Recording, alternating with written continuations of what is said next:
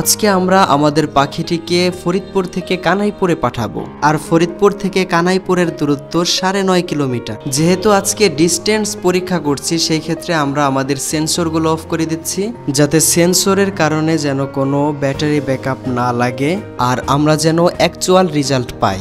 আমরা 12 তলা উপর থেকে ড্রোনটি উড়াচ্ছি আর আমাদের থেকে 7 মিটার উপরে রয়েছে। আর দেখতে পাচ্ছেন ফরিদপুরের অসাধারণ একটি ভিউ।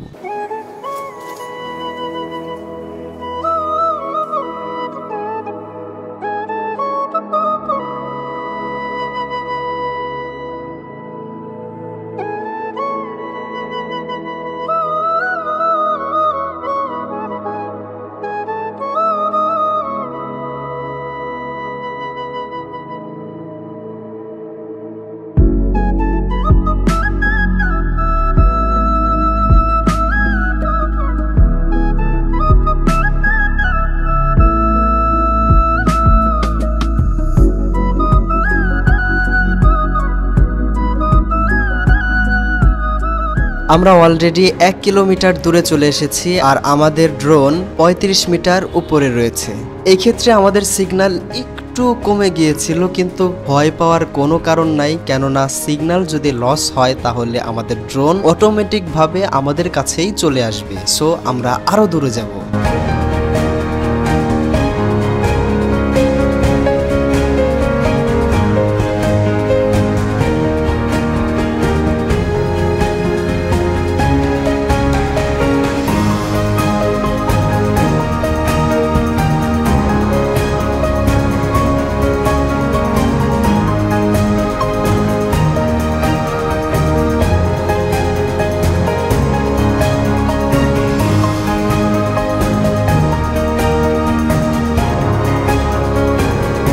অলরেডি 4 কিলোমিটার দূরে চলে গিয়েছে। মাঝখানে আমাদের সিগন্যাল একটু ডাউন হয়েছিল, তবে আমাদের রিমোট কন্ট্রোলারটি একটু উঁচুতে ধরার ফলে আবার ঠিকঠাক মতো কানেকশন পাচ্ছিল। অলরেডি 6500 মিটার দূরে চলে গিয়েছে আর এখন উচ্চতা রয়েছে 543 মিটার। এত উপর থেকে নিচের দৃশ্যগুলো খুবই অসাধারণ ছিল। পাখিরা হয়তোবা এমন চোখেই আমাদের পৃথিবীটাকে দেখে। আলহামদুলিল্লাহ, নদী, গাছপালা, গ্রামের ঘরবাড়ি আর প্রকৃতির অনন্ত বিস্তার সবকিছু এতটাই সুন্দর যে চোখ যেন বিশ্বাস করতেই চায় না। এই সৌন্দর্য, এই প্রশান্তি আল্লাহ তাআলার পক্ষ থেকে আমাদের জন্য এক বিশাল নিয়ামত। শুধু দেখতে জানলেই বোঝা যায় তিনি কত মহান। ফাইনালি 8080 মিটার দূরে চলে গিয়েছিল। অবশেষে রিটার্ন টু হোমের পারমিশন চাইলো, আমরাও দিয়ে দিলাম, কেননা 8 কিলোমিটার দূরে থাকায় আমরা রিস্ক নিলাম না।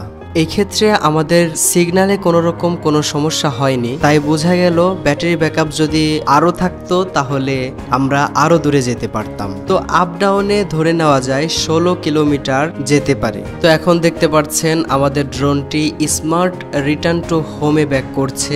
স্মার্ট রিটার্ন টু হোম মানে হচ্ছে যে দিক দিয়ে ও গিয়েছে সেই দিক দিয়েই আবার ফিরে আসবে। আলহামদুলিল্লাহ, ইয়ার 3S দিয়ে আমাদের যতটুকু আশা ছিল ঠিক ততটুকুনি আমরা পেয়েছি। এবার আমরা সেন্সর ছাড়া টেস্ট করেছি, পরবর্তীতে সেন্সর সহ টেস্ট করব ইনশাআল্লাহ। ততক্ষণ পর্যন্ত ভালো থাকুন, সুস্থ থাকুন।